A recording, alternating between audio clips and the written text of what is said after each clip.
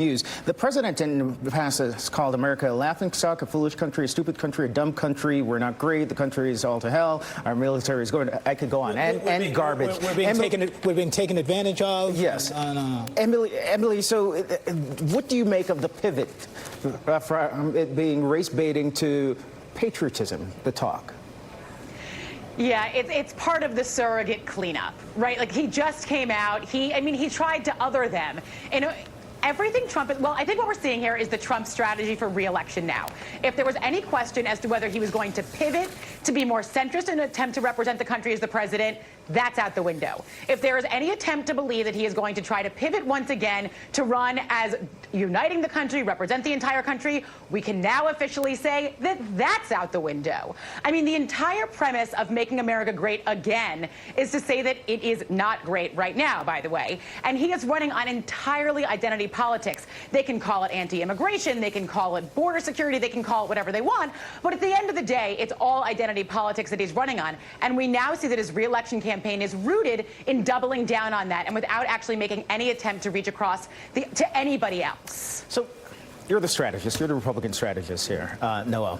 Rahm Emanuel, the former mayor of Chicago and chief of staff for President Obama, had an week that said only 2 presidents have won re-election, and they've only done so by going to the center and moved to the center.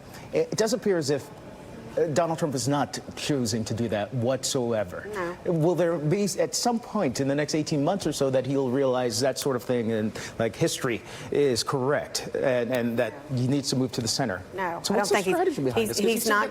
He's not going to run to the center. He's going to run to the far right because he has tapped into something, and that's his base. His base will show up in the rain. His base will show up no matter what to vote for him. So he is pandering to that base. And if you'll remember, he did win the election on what?